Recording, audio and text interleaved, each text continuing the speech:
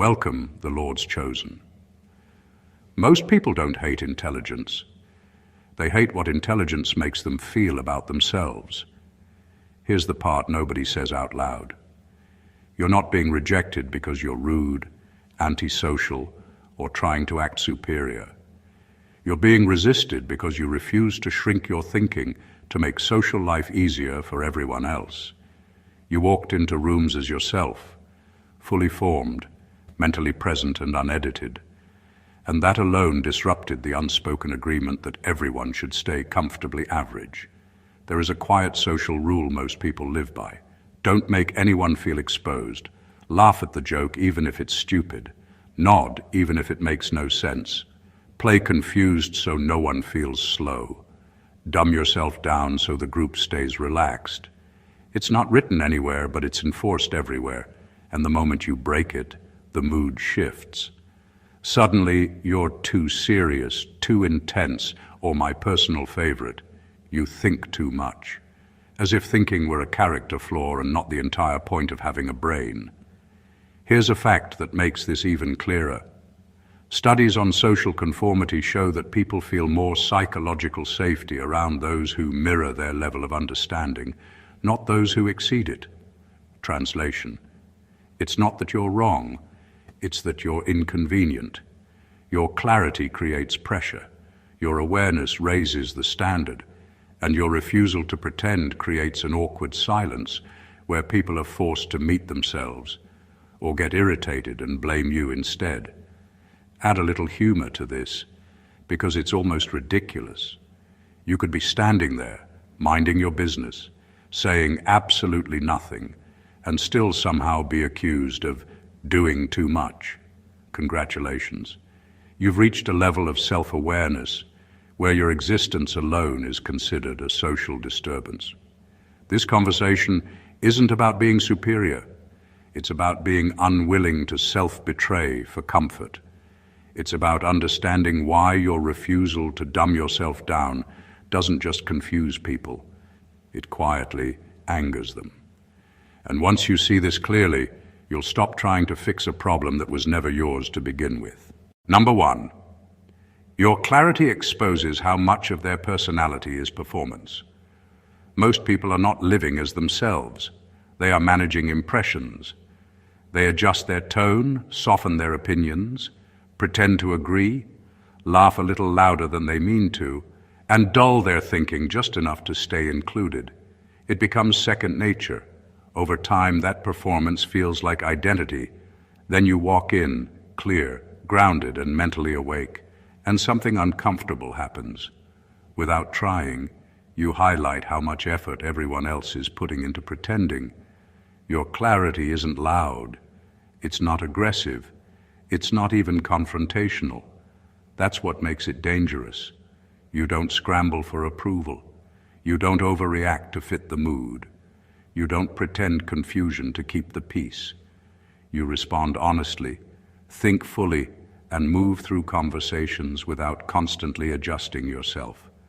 To someone who survives socially by performing, this feels like exposure. People around you start to feel seen in ways they didn't consent to. Not because you pointed anything out, but because your presence removes their cover. When you don't fake interest, their fake enthusiasm stands out. When you don't exaggerate reactions, their overacting looks obvious. When you don't play along, the script breaks. And once the script breaks, people panic. That panic turns into irritation. They label you as dry, hard to read, or acting different. What they're really reacting to is the fear that their own personality is mostly borrowed behavior. You remind them that they've been editing themselves for so long they don't know where the performance ends and the person begins. This is why they get annoyed instead of curious. Curiosity would require honesty. Honesty would require admitting they've been living on autopilot. It's easier to be angry at you than to question years of self-abandonment. You're not making them uncomfortable on purpose. You're just refusing to fake. And in a world where social survival depends on constant adjustment, authenticity feels like a threat. not because it's cruel, but because it's clean. It doesn't hide, it doesn't bend, it doesn't perform. And for people who have built their entire sense of belonging on performance, that kind of clarity feels like an accusation, even when none was ever made. Number 2, you force people to confront the intelligence they abandoned. When you refuse to dumb yourself down, you don't just stand apart. You hold up a mirror to everyone around you. Most people at some point made a choice. They traded curiosity, sharpness, and depth for comfort, approval, or simply the relief of blending in. They decided that social acceptance was more important than thinking for themselves. They stopped asking hard questions, stopped challenging their assumptions, and stopped pushing their own understanding. And that's fine until someone like you shows up. You think fully, speak honestly, and navigate life without constantly editing yourself to fit in. You're mentally present in ways they aren't. You don't hesitate, you don't dilute, and you don't soften your ideas just so they feel safer. And because of that, people around you are forced to notice what they've abandoned. They don't hate your intelligence. They hate the reminder of the parts of themselves they let go of because being comfortable felt easier. This creates a tension that's invisible to you but very real to them. Your presence becomes a trigger. Every clever observation, every clear opinion, every moment of unapologetic thought is a silent challenge. It doesn't matter that you're not criticizing them. It doesn't matter that you don't intend to make them feel small. Your very existence, your refusal to shrink your mind, forces them to confront a truth they buried long ago. They stopped growing, and now they're being shown what they've been missing. It's uncomfortable, and discomfort breeds resentment. They may call you arrogant, condescending, or intense, but what they're really reacting to is the pressure you create by simply being yourself. You're not attacking them, you're exposing the gap between who they could be and who they chose to become. And that exposure is powerful, it's real, and it's unavoidable. You become a reminder of their intellectual compromises, a living proof of the curiosity, boldness, and mental clarity they left behind. And because it's uncomfortable to see one's own stagnation reflected in someone else, people often react with irritation instead of reflection, anger instead of admiration, and avoidance instead of engagement. Number 3, your presence breaks the illusion that mediocrity is normal. Most people live their lives under a comfortable lie, that being average is all anyone can aspire to, that comfort and safety are the measures of success, and that questioning, thinking deeply, or standing out is somehow dangerous. It's a social contract built on quiet compromise, where everyone agrees to stay within safe limits. They tell themselves it's normal because it's easier than confronting the truth, that they've allowed their potential to shrink for convenience, popularity, or avoidance of conflict. Then you show up. You refuse to play the game. You don't mute your thoughts, lower your standards, or shrink your abilities to blend in. You operate at your full level of awareness, clarity, and competence, and suddenly the invisible walls people built around themselves start to tremble. What was once acceptable now feels shallow. What was once enough now feels small. You're not criticizing anyone, and you're not asking them to change, but your mere existence exposes the uncomfortable truth. Mediocrity was never a rule, it was a choice. This is what creates friction. People don't always get angry at excellence itself. They get frustrated because excellence shatters their illusions about what's normal and safe. Your competence, your clarity, your unwillingness to dumb yourself down, it forces them to look at their own lives, at the compromises they've made, at the energy they spend pretending to be someone they're not. And in a world where self-delusion is a shield against insecurity, exposing the truth feels threatening. Your presence becomes a silent accusation without a single word being said. You're proof that the ceiling they accepted for themselves was arbitrary. You reveal the quiet lie they've been living under, and that revelation makes them uneasy. They may call you intimidating, aloof, or difficult, but underneath it all, they are simply confronted with a reality they chose to ignore. You make them see that mediocrity isn't normal, it's optional, and that realization can be far more uncomfortable than any confrontation. Being yourself at full strength doesn't just break the illusion, it forces everyone else to reckon with what they've been settling for, and that kind of clarity is rarely appreciated because it's easier to be irritated than to be honest with oneself. Number 4, you don't participate in intellectual charity, and that scares people. Most people expect life to be a performance where your intelligence is softened just enough to make them feel comfortable. They've learned over time that if someone thinks too fast, speaks too clearly, or notices too much, it can make them feel small. So the world operates on a quiet form of intellectual charity. People forgive ignorance, nod at nonsense, and tolerate shallow thinking, all so no one feels exposed. It's not spoken about, but everyone knows the rules. You break that without even trying. You don't simplify yourself to make others feel smart. You don't pause to explain what is obvious to you, and you don't temper your clarity to avoid intimidating someone. You think at your natural pace, you speak at your natural depth, and you process the world as you always have. That refusal to participate in intellectual charity terrifies people because it exposes them.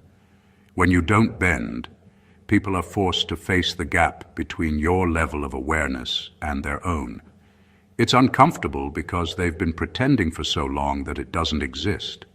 And this is why people often misinterpret your behavior as arrogance or condescension. They're not responding to you, they're reacting to their own insecurities. They're used to everyone lowering themselves for social peace. And when you refuse, it destabilizes the whole dynamic. Every clear thought you express becomes a mirror showing what they've avoided thinking. Every honest statement becomes a challenge they didn't ask for. Ironically, you're not trying to hurt anyone. You're just existing without compromise, refusing to dilute your intelligence for the sake of comfort. And that honesty is intimidating. It forces people to confront a truth they don't want to see, that they've been surviving on mental shortcuts, half-truths, and performances. Your clarity is a light they didn't switch on, and for some, it's easier to be angry at you than to deal with the reflection. By refusing to participate in intellectual charity, you become a quiet disruptor. Not loud, not combative, but unavoidable. You remind people that life isn't meant to be dimmed to make others feel safe, and that kind of presence is both rare and unsettling. Number 5, you remove the social hierarchy they depend on. Most social interactions are built on invisible ladders. People jockey for position without even realizing it. Who gets noticed, who gets approval, who is seen as fun, smart, or important. These hierarchies are subtle, but they structure how people behave. Some are louder, some flatter themselves, some exaggerate kindness or charm, and others strategically hide their flaws. Everyone knows the rules, and everyone plays the game to survive. It's exhausting, but it's predictable. Then you appear, refusing to play. You don't exaggerate your traits to impress. You don't minimize your presence to avoid challenge. And you don't dance around expectations to stay liked. You show up fully and authentically, at your natural level of awareness and engagement. And the effect is immediate. The invisible ladders collapse under your presence. People who relied on constant comparison, subtle manipulation, or performative behavior suddenly have nothing to measure against. Their carefully constructed social maps no longer make sense. This is why your authenticity triggers frustration. You're not trying to dominate anyone or prove superiority, but by refusing to participate in the ladder game, you strip others of their usual methods of self-validation. When a person's confidence, influence, or sense of worth is built on these hierarchies, your indifference to them feels threatening. You aren't competing, you are just being. And that simple act exposes how much of their social skill is not skill at all, but carefully curated performance. The result is tension. People may label you aloof, difficult, or not team-oriented, but what's really happening is their structure is being destabilized. They are forced to navigate a social space where merit, intelligence, and presence exist independently of manipulation or approval seeking. That is disorienting because it removes control, and human beings instinctively resist losing control, even when they have no right to it. By refusing to engage in social hierarchy, you highlight its artificiality. You show that connection, respect, and influence don't need to be manufactured. They can exist naturally when someone refuses to compromise themselves. And for people who depend on the latter, that realization is as infuriating as it is undeniable. Number 6, you make small talk feel like what it really is, emotional filler. Small talk is sold as connection, but most of the time it's nothing more than emotional filler.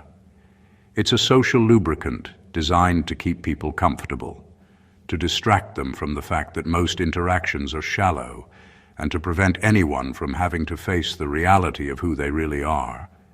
People laugh at jokes they don't find funny, comment on things they don't care about, and nod at statements that don't matter, all to maintain the illusion of harmony. It's an unspoken rule. Don't rock the boat, don't get too real, and don't force anyone to think too hard.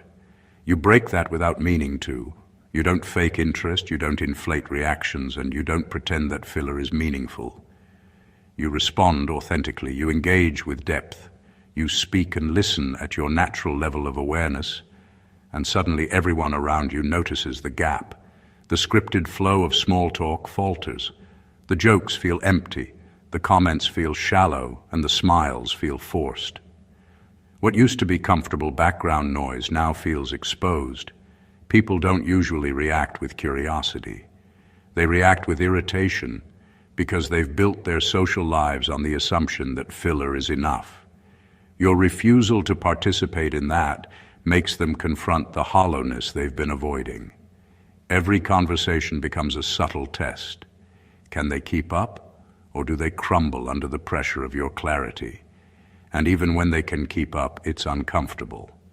Small talk was their safety net, and you just pulled it out from under them. You aren't being difficult or aloof, you're being real. And that reality doesn't fit into their carefully constructed social script. You make them realize that comfort is often chosen over substance, that connection is frequently sacrificed for convenience, and that most interactions are more about appearances than authenticity. You shine a light on what they've been willing to ignore, and that honesty feels like disruption. You remind people that small talk is optional and that real engagement requires effort, depth, and courage, things many would rather avoid. By refusing to participate in the emotional filler of small talk, you force the room to wake up. And that awakening, while subtle, is enough to make people uncomfortable, frustrated, and undeniably aware of their own avoidance. Number 7, your self-respect reads as arrogance to insecure minds. Self-respect is quiet. It doesn't need to be shouted, flaunted, or justified. It's the simple refusal to compromise your values, intelligence, or presence to make others feel comfortable. Yet, to people who live on insecurity and constant validation, self-respect looks loud, aggressive, or arrogant. They are used to a world where ego and approval are currency, where bending, apologizing unnecessarily, and minimizing oneself is the standard for keeping peace. When you refuse to participate in that economy, your normal behavior becomes a challenge. You don't laugh at jokes that insult your intelligence. You don't fake agreement to avoid conflict. You don't apologize for knowing what you know. You don't shrink yourself to make others feel bigger. To someone who built their identity around others' perception, this looks threatening. Your self-respect is an unspoken refusal to play by their rules, and rules are what make them feel safe. When rules break, people panic. The irony is that they aren't actually responding to you. They are reacting to themselves. They are used to people lowering themselves constantly, so when you simply exist without compromise, they feel exposed. Every calm, clear, unapologetic statement you make shines a light on how much they've been bending, flattering, and shrinking just to survive socially. That reflection is uncomfortable. Instead of facing it, they label you as arrogant. It's easier for them to externalize the problem than to admit their own compromise. Your self-respect doesn't intimidate because it's forceful. It intimidates because it's consistent and undeniable. It's the quiet knowledge that you will not betray your own mind or your own values for approval. And in a world where most people survive by lowering themselves to blend in, that refusal feels like a confrontation. You're not trying to dominate or belittle anyone. You're simply operating on your own terms, and that is enough to make insecure minds spin. Your self-respect is not arrogance. It's a mirror reflecting everything others have surrendered, and their discomfort is proof that they've been living below their potential. Number 8, you don't rescue people from their own shallow thinking.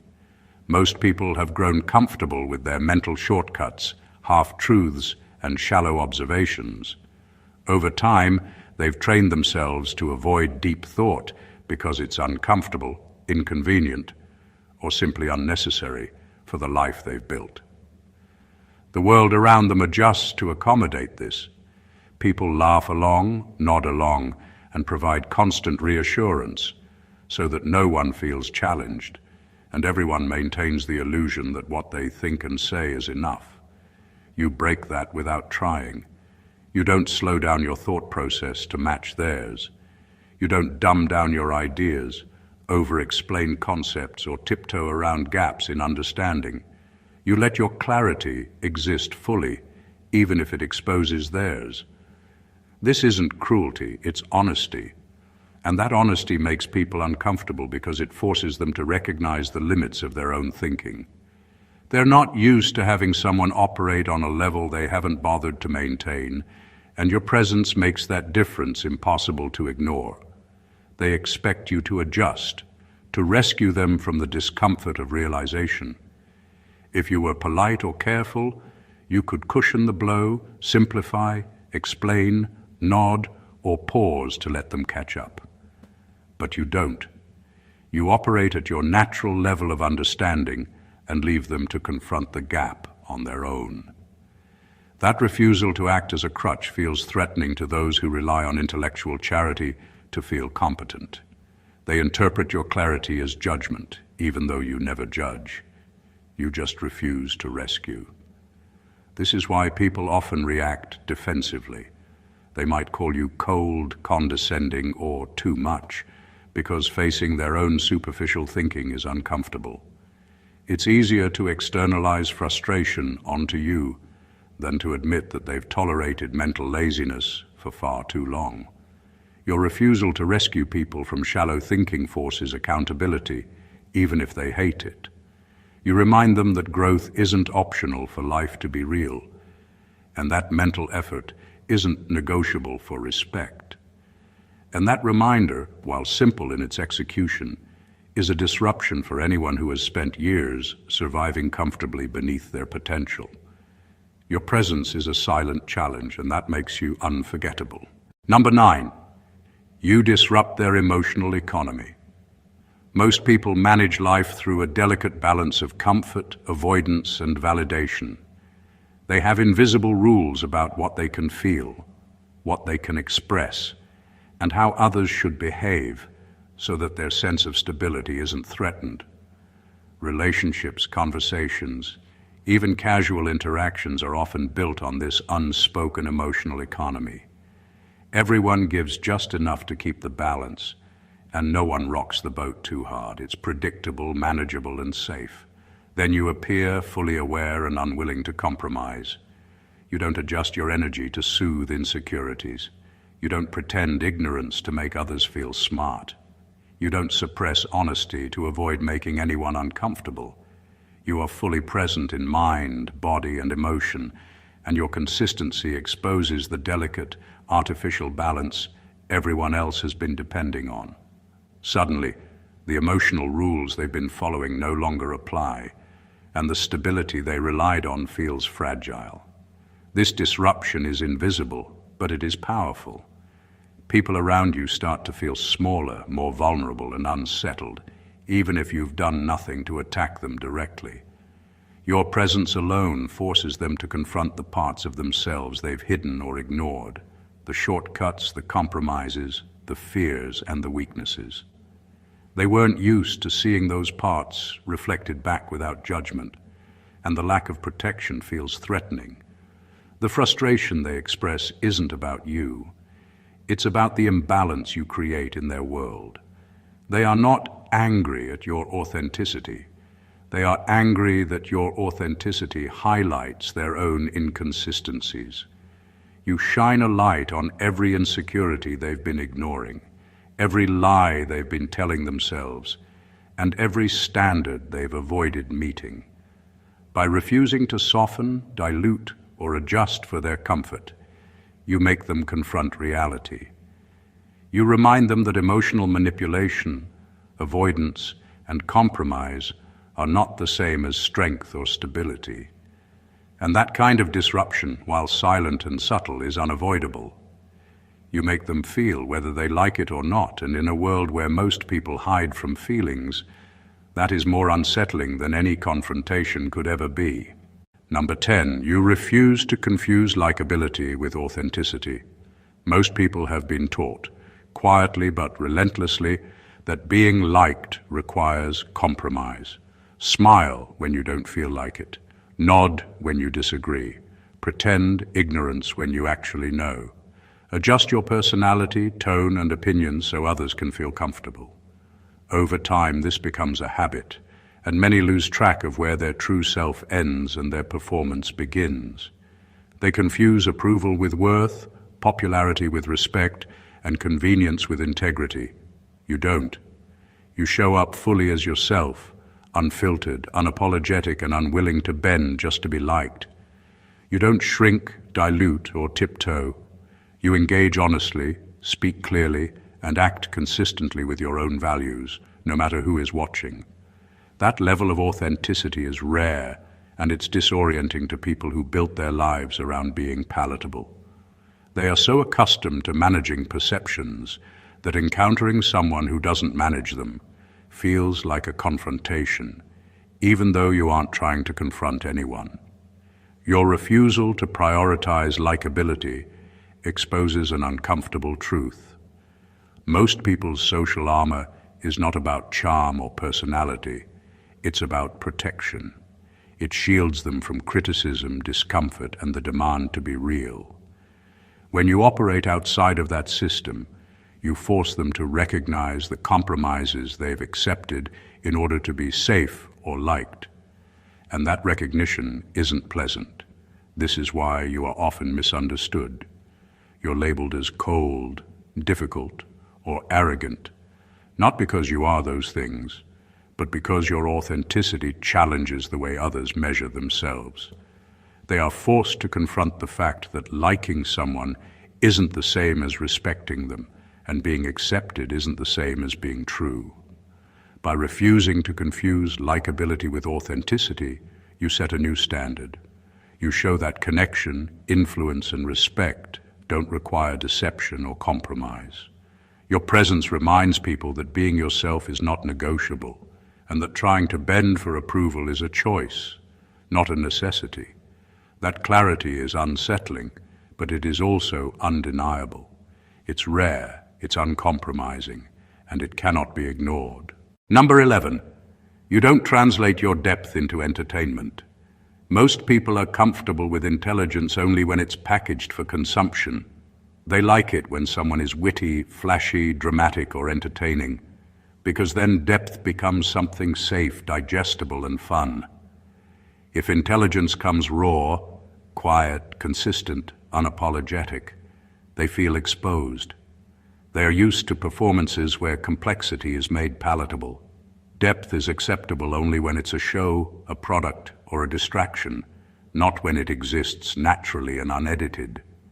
You don't perform, you don't exaggerate, dramatize, or dress up your thinking to make it easier for others to process. You exist at your natural level of awareness, your thoughts fully formed, your insights clear, and your presence grounded.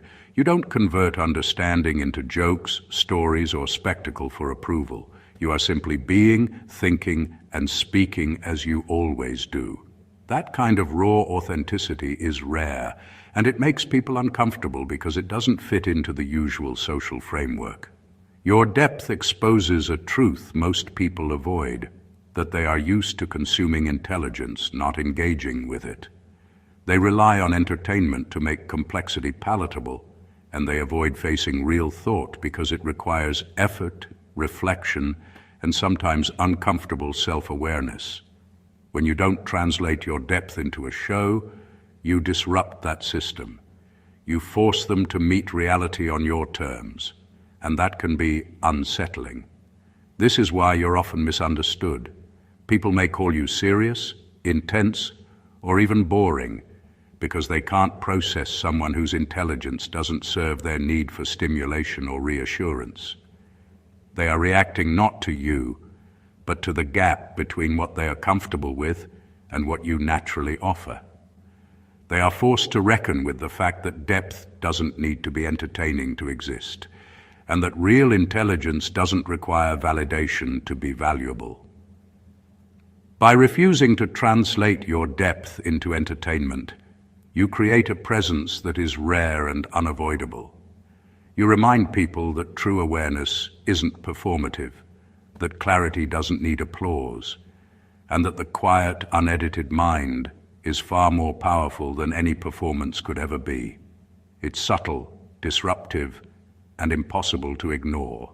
Number 12. You expose how fragile their confidence actually is. Confidence is often an illusion, carefully constructed and meticulously maintained. Most people have built it not on true self-assurance, but on layers of approval, social validation, and avoidance of situations that could challenge their sense of worth. They laugh when they don't feel like it, agree when they internally question, and downplay their thoughts to avoid conflict. It's a fragile scaffolding, and they rely on others lowering themselves to keep it from collapsing. Then you show up. You don't adjust your presence, soften your clarity, or tiptoe around their insecurities. You operate at your natural level of awareness, your thoughts fully formed, your opinions unfiltered, and your energy unbending. And just by existing this way, you reveal a truth they've been avoiding. Their confidence is not as solid as they pretend. Every time you speak with clarity, every time you hold your ground without compromise, you create a subtle pressure that highlights what they've been hiding from themselves. This exposure is uncomfortable, and often they react defensively. They label you as intimidating, condescending, or too much. But what's really happening is internal panic. Their carefully managed image of self-assurance is being challenged, not by confrontation, but by your refusal to bend. You are a mirror reflecting everything they have ignored, the insecurities they've tucked away, the compromises they've made, and the effort it takes just to keep up appearances. The irony is that you're not trying to destabilize them. You're simply being consistent, authentic, and self-aware. Yet for people who rely on external validation to feel confident, your natural presence becomes a threat. It's easier for them to mislabel you than to face the truth of their own fragility. By exposing the gaps in their confidence, you force honesty. You remind people that true strength doesn't depend on appearances or the compliance of others. You are a living testament to self-assurance built on reality, not perception, and that exposure, while subtle, is powerful enough to make anyone who has relied on pretense uncomfortable, defensive, and undeniably aware of their own vulnerabilities. Number 13. You don't negotiate your identity for social peace. Most people spend their lives constantly bargaining pieces of themselves in exchange for comfort, acceptance, or approval. They soften opinions they care about, hide parts of their personality, and adjust behavior to avoid conflict. It becomes so normal that they rarely notice it. They assume social peace is worth the small sacrifices, even if it slowly erodes who they are. Life becomes a series of compromises disguised as civility, and authenticity is treated like a luxury rather than a necessity. You don't play that game. You refuse to edit your identity for the sake of being liked. You refuse to soften your thoughts, dilute your principles, or compromise your presence just to make someone else comfortable. You show up fully as yourself, in tone, mind, and action. And in doing so, you reveal a truth that many would rather avoid. Most people are living in quiet self-betrayal, constantly negotiating who they are to maintain superficial harmony. This refusal to negotiate makes people uncomfortable because it forces them to confront their own compromises. When you act consistently with your values, your presence becomes a mirror reflecting every time they've trimmed, hidden, or altered themselves. It doesn't matter that you're not judging them. Your existence is enough to illuminate the gap between who they pretend to be and who they've sacrificed themselves to become. The discomfort often manifests as irritation, criticism, or avoidance. People are drawn to social peace because it shields them from honesty, both internal and external. By refusing to conform, you destabilize that shield. You make it impossible for them to ignore the compromises they've accepted, and that exposure feels threatening. You are not seeking to dominate or provoke. You are simply refusing to betray yourself. And that refusal, simple as it seems, carries a quiet power that few can tolerate. You demonstrate that integrity is not negotiable, that authenticity is stronger than acceptance, and that living fully in your own truth is worth more than the fleeting approval of others. Your presence reminds people that self-negotiation is a choice, and sometimes the cost of maintaining peace is the very thing that makes life meaningful. Number 14, you are not antisocial, you're anti-falsehood. Most people misunderstand those who refuse to dumb themselves down. They assume silence, selectivity, or refusal to conform is a sign of coldness, antisocial behavior, or arrogance. They don't see that it's not about avoiding people, it's about avoiding compromise, dilution, and dishonesty.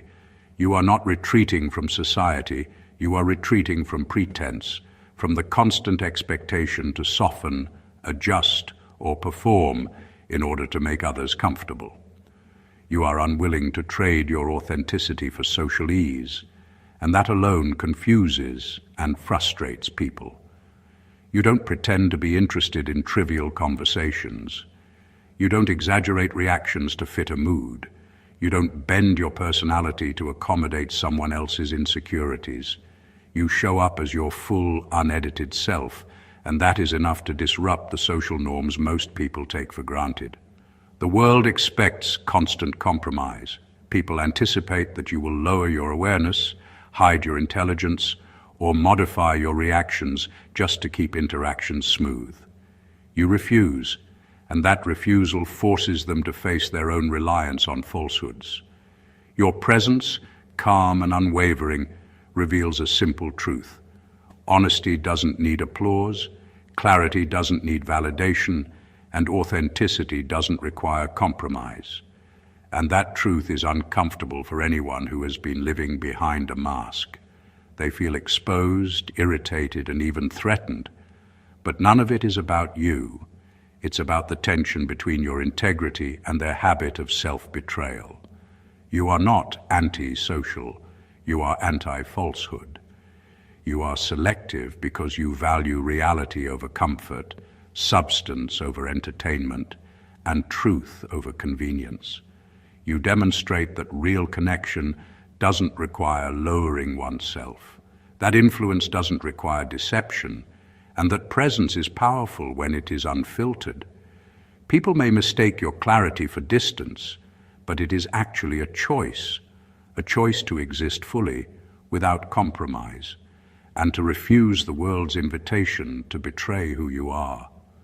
That choice is rare, unavoidable, and quietly revolutionary, and it challenges everyone around you to either rise to reality or remain comfortably asleep. At the end of the day, refusing to dumb yourself down is not arrogance, it's clarity. It's not anti-social behavior, it's integrity. Every time you choose authenticity over approval, every time you speak with honesty instead of performing for comfort, you are setting a standard that most people are too afraid to meet. You force reflection, challenge illusions, and quietly disrupt the social systems built on compromise and pretense. You expose the fragility of confidence, the superficiality of small talk, and the invisible ladders people climb to feel important. You show that real connection, respect, and influence do not require bending or hiding. They require courage, presence, and unwavering self-awareness. Living fully in your truth will never be easy, and it will make many uncomfortable. But that discomfort is not your problem. It's the reflection of the compromises they've accepted in themselves. You are a reminder that mediocrity is optional, that intellectual charity is a choice, and that self-respect cannot be negotiated for social peace. Your clarity, your depth, your refusal to perform, and your refusal to dilute yourself are gifts to yourself and to the world, even if people struggle to see it. So embrace it, own it. Let your presence be undeniable. Let your mind be unshakable. And let the people around you deal with their discomfort, because you are not here to fit into their scripts.